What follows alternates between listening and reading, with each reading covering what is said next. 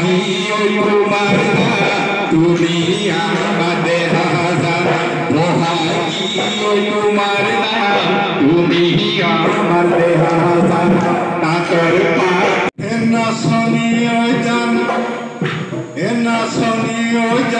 তোমাকে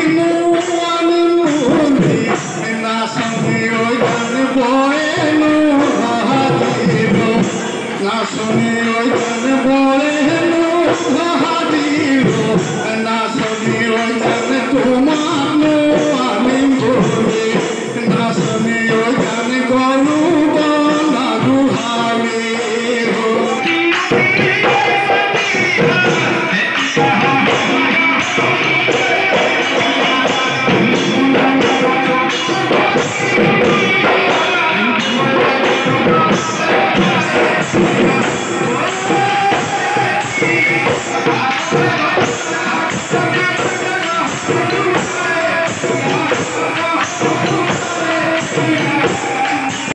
আজি টাইহোম যুৱ পৰিষদ অসম টেঙাখাত আঞ্চলিক সমিতিৰ উদ্যোগত আমি বহাগৰ এদিন বুলি এটা অনুষ্ঠান অনুষ্ঠিত কৰিলোঁ। আৰু আমি যোৱা বছৰে আমি এটা সিদ্ধান্ত লৈছিলোঁ যে টেঙাখাত অঞ্চলৰ যিমান আমাৰ জাতি বৰ্ণ নিৰ্বিশেষে যিসকল আমাৰ বয়োজ্যেষ্ঠ ব্যক্তি আছে তেখেতলোকক আমি একেখন মঞ্চত আনি লৈ তেখেতলোকৰ আমি আশীৰ্বাদ গ্ৰহণ কৰি আমাৰ জাতিটোৰ হকে আমি কাম কৰিবলৈ তেওঁলোকৰ পৰা সাহস আৰু উদ্দীপনা লৈ তেখেতলোকৰ আশীৰ্বাদ লৈ আমি আগবাঢ়ি যাম বুলি আমি সিদ্ধান্ত গ্ৰহণ কৰিছিলোঁ। তাৰ ফলশ্ৰুতি হিচাপে আজি আমি দ্বিতীয় বৰ্ষ পাৰ কৰিলোঁ।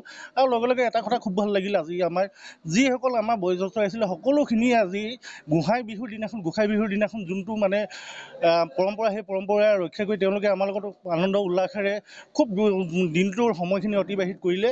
আৰু ভাল লাগিলে আমি আজি প্ৰথমতেই আমি আমাৰ জ্যেষ্ঠসকলৰ পৰা আশীৰ্বাদ গ্ৰহণ কৰিলোঁ। আশীৰ্বাদ গ্ৰহণ কৰাৰ লগে লগে আমি আমাৰ আমন্ত্ৰণ কৰি অনা হুঁচৰি, জেং বিহু আৰু টাই নৃত্যৰ দ্বাৰা আমি ৰাইজৰ লগত আজি দিনটো আমি আজি পাৰ কৰিলোঁ। আৰু খুব ভাল লাগিলে, এনেকুৱা এটা দিন আমি পাৰ কৰিছোঁ যোনটোত আমি আজি চব নিজৰ কষ্ট পাহৰি আমি আমাৰ সকলোখিনি আমি পাৰ হৈ আপোন পহৰা হৈ আজিৰ দিনটো আমি উপভোগ কৰিবলৈ সক্ষম হ'লোঁ। তাৰ বাবে খুব ভাল লাগিল। আৰু প্ৰতিটো ক্ষেত্ৰত আমাৰ সহায় সহযোগ আগবঢ়োৱা সকলো আমাৰ ৰাইজলৈ আমি ধন্যবাদ জ্ঞাপন কৰিছোঁ।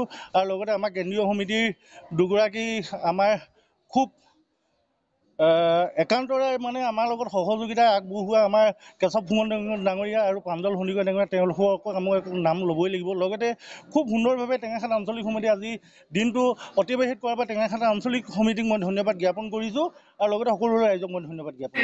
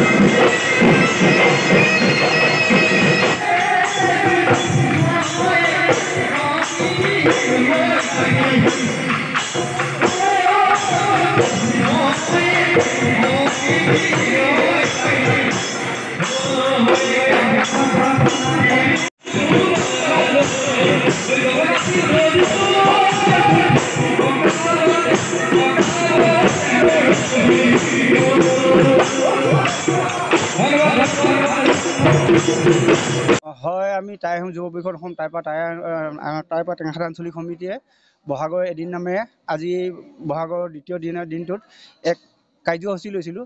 উক্ত কাৰ্যসূচীৰ জৰিয়তে আমি আমাৰ অঞ্চলৰ যিসকল বয়োজ্যেষ্ঠ যিসকলৰ নীতি নিৰ্দেশনা তথা আদৰ্শৰে অনুপ্ৰাণিত হৈ আমি সমাজখনৰ কাৰণে জনগোষ্ঠীটোৰ কাৰণে অসমীয়া জাতিৰ কাৰণে কাম কৰিম বুলি ওলাই আহিছিলোঁ, সেইসকলক আজি আমি এই অনুষ্ঠানলৈ আমন্ত্ৰণ কৰি তেওঁলোকৰ ওচৰত আমি আজিৰ দিনটোত সেৱা লৈ তেওঁলোকৰ শ্ৰদ্ধা নিবেদি আমি তেওঁলোকৰ ওচৰত মত বিনিময়ৰ জৰিয়তে তেওঁলোকৰ আমাৰ প্ৰতি তেওঁলোকৰ থকা মনোভাৱসমূহ বা তেওঁলোকৰ যি ধৰণৰ নীতি নিৰ্দেশনা সেইসমূহ জানি লৈ আমি যেতিয়া ভৱিষ্যতৰ দিনত আগুৱাই যাওঁ তাৰে প্ৰচেষ্টাৰে আমি আজি এই অনুষ্ঠানটো আৰম্ভ কৰিছিলোঁ।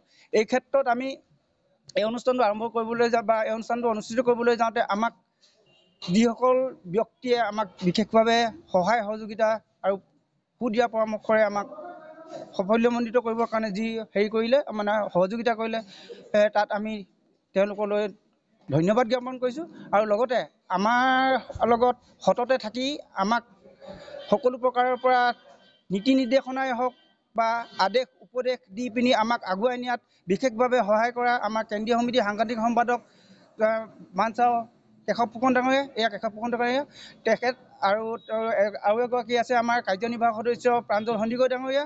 লগতে আমাৰ তাৰপৰা টেঙাখাট আঞ্চলিকৰ যিকোনো কাৰ্যসূচী মানে সম্পাদন কৰাৰ ক্ষেত্ৰত আমাৰ যিটো ৰাজহাড় স্বৰূপ বুলি কয় বেক বন অৰ্থাৎ ৰাজহাড় স্বৰূপ আমাৰ টেঙাখাট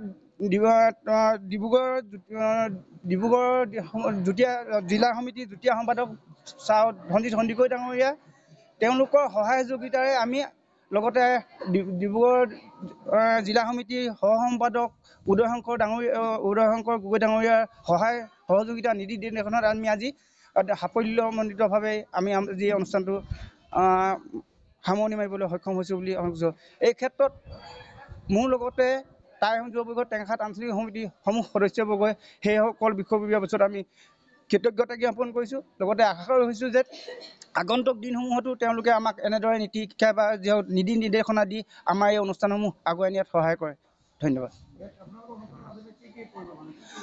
আজি বিশেষকৈ আমি এই অনুষ্ঠানৰ জৰিয়তে আমি প্ৰথম যিখিনি প্ৰাৰম্ভিক কাৰ্যসূচী ধৰক বিহু পতাকা উত্তোলন, স্মৃতি তৰ্পণ, চুকাফাৰ প্ৰতিচ্ছবিত মাল্যাৰ্পণ, এই অনুষ্ঠানসমূহ কৰাৰ উপৰিও আমি জ্যেষ্ঠসকলৰ সেৱা নিবেদন, লগতে আমাৰ হুঁচৰি প্ৰদৰ্শন, জেং বিহু প্ৰদৰ্শন আৰু আমাৰ যিহেতু এটা টাই নৃত্য দল আছে আমি সেই টাই নৃত্য দলৰ ৰাগ চাংমাই নৃত্য প্ৰদৰ্শন কৰে।